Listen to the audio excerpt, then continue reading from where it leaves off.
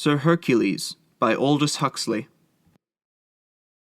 The infant who was destined to become the 4th baronet of the name of Lapith was born in the year 1740. He was a very small baby, weighing not more than 3 pounds at birth, but from the first he was sturdy and healthy. In honor of his maternal grandfather, Sir Hercules Occam of Bishop's Occam, he was christened Hercules. His mother, like many other mothers, kept a notebook in which his progress from month to month was recorded. He walked at 10 months, and before his 2nd year was out he had learnt to speak a number of words. At 3 years he weighed but 24 pounds, and at 6, though he could read and write perfectly and showed a remarkable aptitude for music, he was no larger and heavier than a well-grown child of 2. Meanwhile, his mother had borne 2 other children, a boy and a girl, one of whom died of croup during infancy, while the other was carried off by smallpox before it reached the age of 5. Hercules remained the only surviving child. On his 12th birthday, Hercules was still only 3 feet and 2 inches in height. His head, which was very handsome and nobly shaped, was too big for his body, but otherwise he was exquisitely proportioned, and, for hope of making him grow, consulted all the most eminent physicians of the time. Their various prescriptions were followed to the letter, but in vain. One ordered a very plentiful meat diet, another exercise. A third constructed a little rack modelled on those employed by the Holy Inquisition, on which young Hercules was stretched with excruciating torments for half an hour every morning and evening. In the course of the next 3 years, Hercules gained perhaps 2 inches. After that, his growth stopped completely, and he remained for the rest of his life a pygmy of 3 feet and 4 inches. His father, who had built the most extravagant hopes upon his son, planning for him in his imagination a military career equal to that of Marlborough, found himself a disappointed man. "I have brought an abortion into the world," he would say, and he took so violent a dislike to his son that the boy dared scarcely come into his presence. His temper, which had been serene, was turned by disappointment to moroseness and savagery. He avoided all company, being, as he said, ashamed to show himself the father of a lusus naturae among normal, healthy human beings, and took to solitary drinking, which carried him very rapidly to his grave. For the year before Hercules came of age, his father was taken off by an apoplexy. His mother, whose love for him had increased with the growth of his father's unkindness, did not long survive, but little more than a year after her husband's death succumbed, after eating 24 of oysters, to an attack of typhoid fever. Hercules thus found himself at the age of 21 alone in the world, and master of a considerable fortune, including the estate and mansion of Crome. The beauty and intelligence of his childhood had survived into his manly age, and, but for his dwarfish stature, he would have taken his place among the handsomest and most accomplished young men of his time. He was well read in Greek and Latin authors, as well as in all the moderns of any merit who had written in English, French, or Italian. He had a good ear for music, and was no indifferent performer on the violin, which he used to play like a bass viol, seated on a chair with the instrument between his legs. To the music of the harpsichord and clavichord he was extremely partial, but the smallness of his hands made it impossible for him to ever perform upon these instruments. He had a small ivory flute made for him, on which, whenever he was melancholy, he used to play a simple country air or jig, affirming that this rustic music had more power to clear and raise the spirits than the most artificial productions of the masters. From an early age he practiced the composition of poetry, but, though conscious of his great powers in this art, he would never publish any specimen of his writing. "My stature," he would say, "is reflected in my verses. If the public were to read them, it would not be because I am a poet, but because I am a dwarf." Several manuscript books of Sir Hercules's poems survive. A single specimen will suffice to illustrate his qualities as a poet. "In ancient days, while yet the world was young, ere Abram fed his flocks or Homer sung, when blacksmith Tubal tamed creative fire, and Jobal dwelt in tents, and Jubal struck the lyre, flesh grown corrupt brought forth a monstrous birth, and obscene giants trod the shrinking earth, till God, impatient of their sinful brood, gave rein to wrath and drowned them in the flood. Teeming again, repeopled Tellus bore, the lubber hero and the man of war, huge towers of brawn topped with an empty skull, witlessly bold, heroically dull. Long ages passed, and man grown more refined, slighter in music, but of vaster mind, smiled at his grandsire's broadsword, bow, and bill, and learned to wield the pencil and the quill.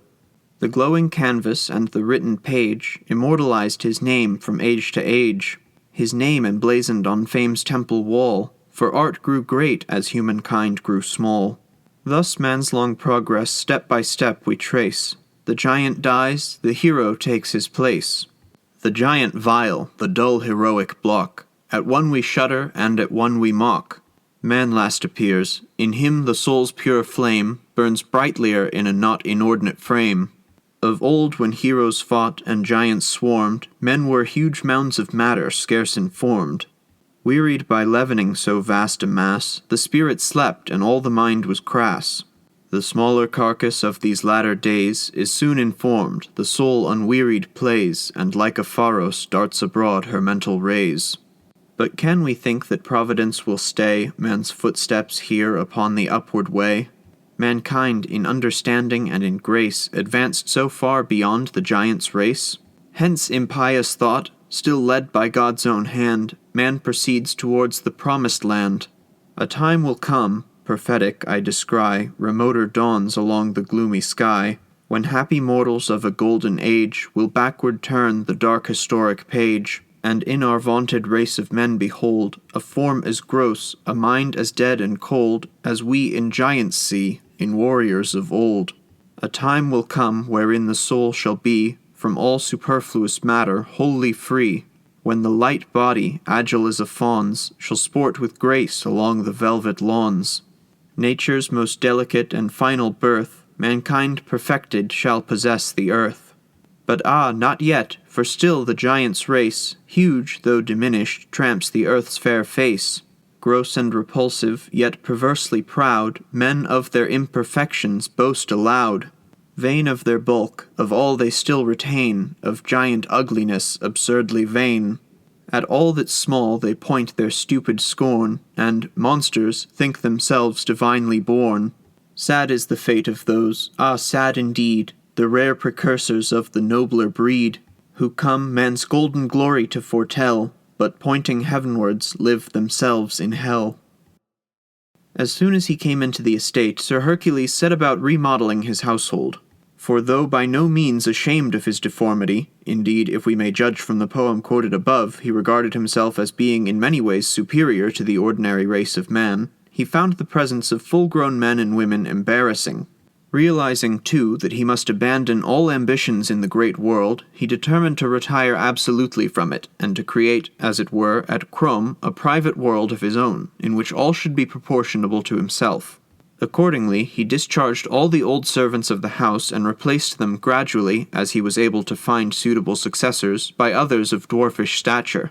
In the course of a few years he had assembled about himself a numerous household, no member of which was above 4 feet high, and the smallest among them scarcely 2 feet and 6 inches. His father's dogs, such as setters, mastiffs, greyhounds, and a pack of beagles, he sold or gave away as too large and too boisterous for his house, replacing them by pugs and King Charles spaniels and whatever other breeds of dog were the smallest. His father's stable was also sold.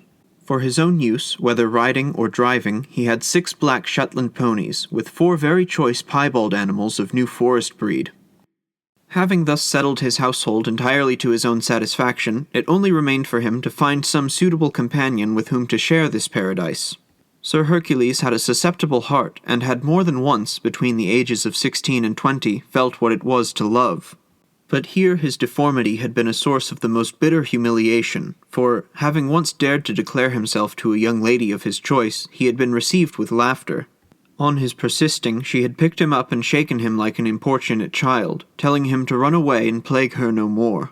The story soon got about. Indeed, the young lady herself used to tell it as a particularly pleasant anecdote, and the taunts and mockery it occasioned were a source of the most acute distress to Hercules.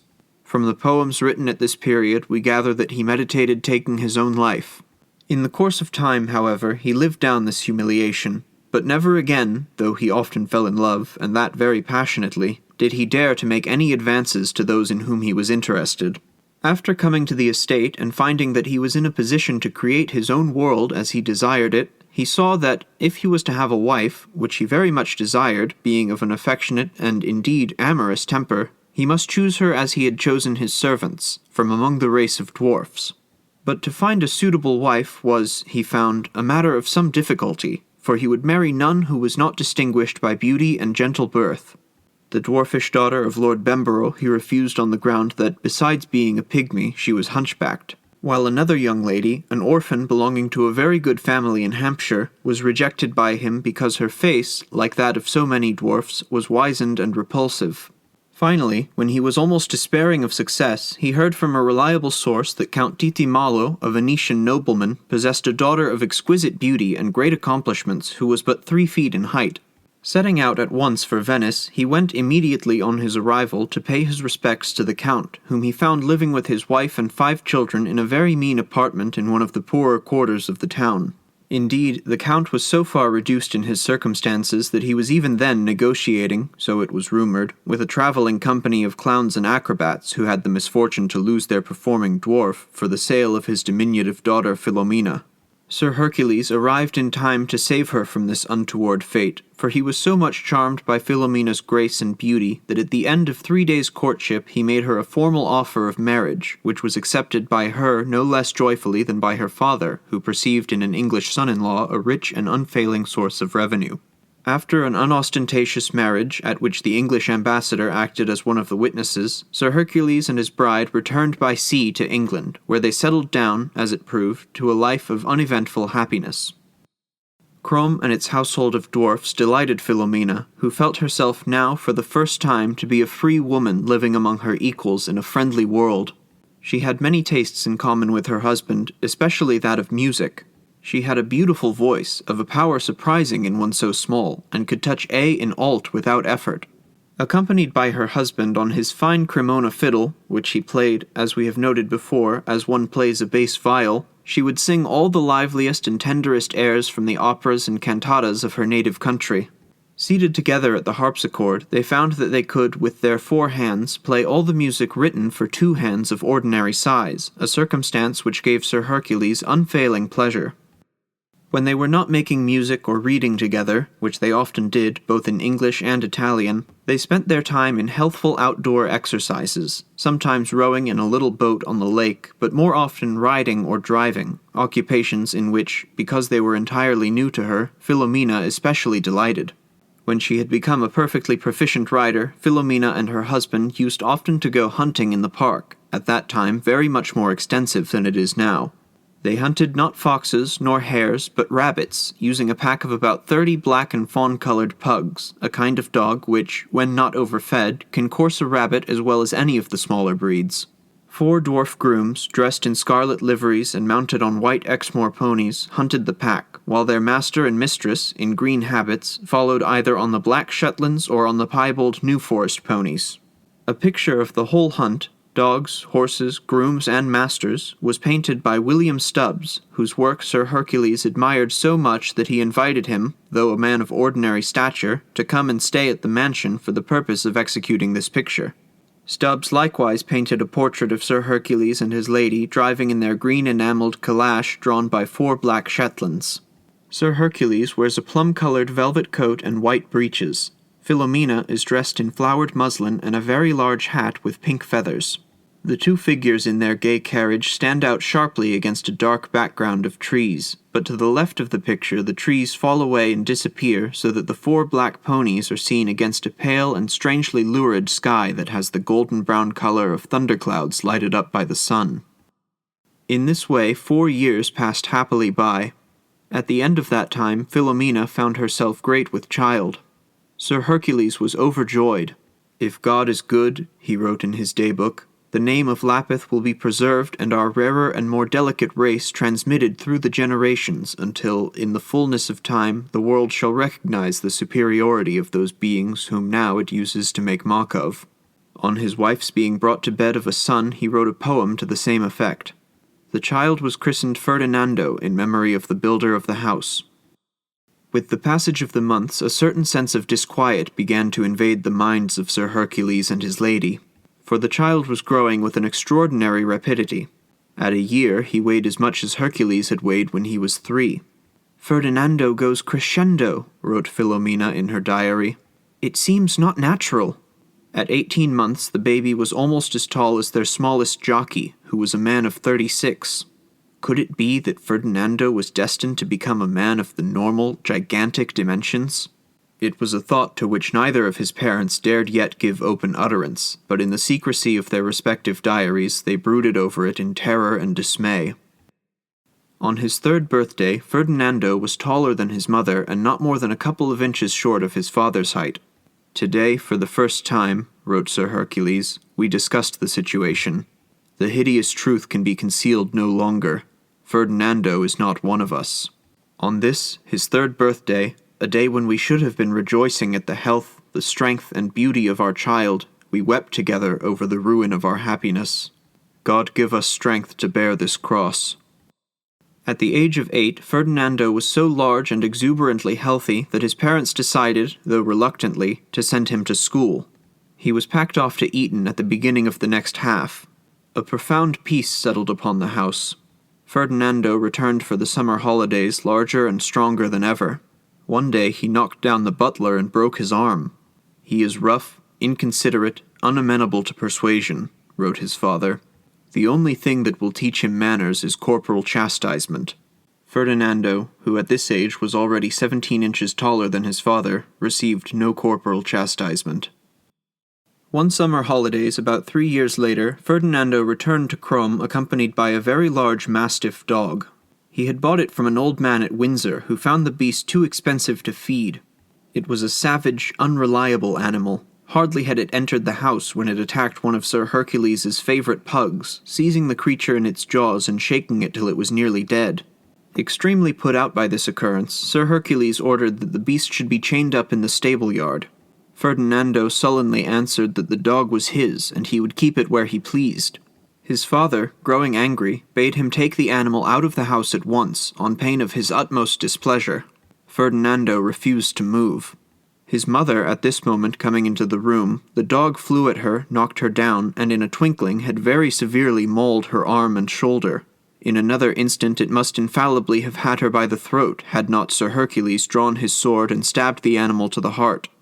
Turning on his son, he ordered him to leave the room immediately, as being unfit to remain in the same place with the mother whom he had nearly murdered. So awe-inspiring was the spectacle of Sir Hercules standing with one foot on the carcass of the gigantic dog, his sword drawn and still bloody. So commanding were his voice, his gestures, and the expression of his face, that Ferdinando slunk out of the room in terror and behaved himself for all the rest of the vacation in an entirely exemplary fashion. His mother soon recovered from the bites of the mastiff, but the effect on her mind of this adventure was ineradicable. From that time forth she lived always among imaginary terrors. The 2 years which Ferdinando spent on the continent, making the grand tour, were a period of happy repose for his parents. But even now the thought of the future haunted them, nor were they able to solace themselves with all the diversions of their younger days. The Lady Philomena had lost her voice, and Sire Hercules was grown too rheumatical to play the violin. He, it is true, still rode after his pugs, but his wife felt herself too old and, since the episode of the mastiff, too nervous for such sports. At most, to please her husband, she would follow the hunt at a distance in a little gig drawn by the safest and oldest of the Shetlands. The day fixed for Ferdinando's return came round. Philomena, sick with vague dreads and presentiments, retired to her chamber and her bed. Sir Hercules received his son alone. A giant in a brown travelling suit entered the room. "Welcome home, my son," said Sir Hercules in a voice that trembled a little. "I hope I see you well, sir." Ferdinando bent down to shake hands, then straightened himself up again. The top of his father's head reached to the level of his hip. Ferdinando had not come alone. 2 friends of his own age accompanied him, and each of the young men had brought a servant. Not for 30 years had Crome been desecrated by the presence of so many members of the common race of men. Sir Hercules was appalled and indignant, but the laws of hospitality had to be obeyed. He received the young gentlemen with grave politeness and sent the servants to the kitchen, with orders that they should be well cared for. The old family dining table was dragged out into the light and dusted. Sir Hercules and his lady were accustomed to dine at a table 20 inches high. Simon, the aged butler, who could only just look over the edge of the big table, was helped at supper by the 3 servants brought by Ferdinando and his guests. Sir Hercules presided, and with his usual grace supported a conversation on the pleasures of foreign travel, the beauties of art and nature to be met with abroad, the opera at Venice, the singing of the orphans in the churches of the same city, and on other topics of a similar nature. The young men were not particularly attentive to his discourses. They were occupied in watching the efforts of the butler to change the plates and replenish the glasses. They covered their laughter by violent and repeated fits of coughing or choking. Sir Hercules affected not to notice, but changed the subject of the conversation to sport. Upon this, one of the young men asked whether it was true, as he had heard, that he used to hunt the rabbit with a pack of pug dogs. Sir Hercules replied that it was, and proceeded to describe the chase in some detail. The young men roared with laughter. When supper was over, Sir Hercules climbed down from his chair and, giving as his excuse that he must see how his lady did, bade them good night. The sound of laughter followed him up the stairs. Philomena was not asleep. She had been lying on her bed listening to the sound of enormous laughter and the tread of strangely heavy feet on the stairs and along the corridors. Sir Hercules drew a chair to her bedside and sat there for a long time in silence, holding his wife's hand and sometimes gently squeezing it. At about 10 o'clock they were startled by a violent noise. There was a breaking of glass, a stamping of feet, with an outburst of shouts and laughter. Sir Hercules rose to his feet and, in spite of his wife's entreaties, prepared to go and see what was happening. There was no light on the staircase, and Sir Hercules groped his way down cautiously, lowering himself from stair to stair and standing for a moment on each tread before adventuring on a new step. The noise was louder here. The shouting articulated itself into recognizable words and phrases. A line of light was visible under the dining-room door. Sir Hercules tiptoed across the hall towards it. Just as he approached the door, there was another terrific crash of breaking glass and jangled metal. What could they be doing? Standing on tiptoe, he managed to look through the keyhole. In the middle of the ravaged table, old Simon, the butler, so primed with drink that he could scarcely keep his balance, was dancing a jig. His feet crunched and tinkled among the broken glass, and his shoes were wet with spilt wine. The three young men sat round, thumping the table with their hands or with the empty wine bottles, shouting and laughing encouragement. The three servants leaning against the wall laughed too. Ferdinando suddenly threw a handful of walnuts at the dancer's head, which so dazed and surprised the little man that he staggered and fell down on his back, upsetting a decanter and several glasses. They raised him up, gave him some brandy to drink, thumped him on the back. The old man smiled and hiccuped. "Tomorrow," said Ferdinando, "we'll have a concerted ballet of the whole household." "With Father Hercules wearing his club and lion skin," added one of his companions, and all three roared with laughter. Sir Hercules would look and listen no further. He crossed the hall once more and began to climb the stairs, lifting his knees painfully high at each degree. This was the end. There was no place for him now in the world, no place for him and Ferdinando together. His wife was still awake. To her questioning glance, he answered, "They are making mock of old Simon. Tomorrow it will be our turn." They were silent for a time. At last, Philomena said, "I do not want to see tomorrow." "It is better not," said Sir Hercules. Going into his closet, he wrote in his daybook a full and particular account of all the events of the evening. While he was still engaged in this task, he rang for a servant and ordered hot water and a bath to be made ready for him at 11 o'clock. When he had finished writing, he went into his wife's room, and, preparing a dose of opium 20 times as strong as that which she was accustomed to take when she could not sleep, he brought it to her, saying, "Here is your sleeping draught." Philomena took the glass and lay for a little time, but did not drink immediately. The tears came into her eyes. "Do you remember all the songs we used to sing, sitting out there sulla terrazza in summertime?" She began singing softly in her ghost of a cracked voice a few bars from Stradella's Amor, amor, non dormir più. "And you playing on the violin? It seems such a short time ago, and yet so long, long, long. Addio, amore, arrivederti." She drank off the draught and, laying back on the pillow, closed her eyes. Sir Hercules kissed her hand and tiptoed away, as though he were afraid of waking her. He returned to his closet, and, having recorded his wife's last words to him, he poured into his bath the water that had been brought up in accordance with his orders.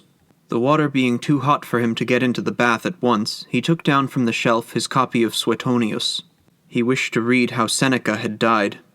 He opened the book at random, but dwarfs, he read, he held in abhorrence as being lusus naturae and of evil omen. He winced as though he had been struck. This same Augustus, he remembered, had exhibited in the amphitheater a young man called Lucius, of good family, who was not quite 2 feet in height and weighed 17 pounds, but had a stentorian voice. He turned over the pages. Tiberius, Caligula, Claudius, Nero. It was a tale of growing horror. Seneca, his preceptor, he forced to kill himself. And there was Petronius, who had called his friends about him at the last, bidding them talk to him not of the consolations of philosophy, but of love and gallantry, while the life was ebbing away through his opened veins. Dipping his pen once more in the ink, he wrote on the last page of his diary, he died a Roman death. Then, putting the toes of one foot into the water and finding that it was not too hot, he threw off his dressing gown and, taking a razor in his hand, sat down in the bath. With one deep cut he severed the artery in his left wrist, then lay back and composed his mind to meditation. The blood oozed out, floating through the water in dissolving wreaths and spirals. In a little while the whole bath was tinged with pink. The color deepened. Sir Hercules felt himself mastered by an invincible drowsiness. He was sinking from vague dream to dream. Soon he was sound asleep. There was not much blood in his small body.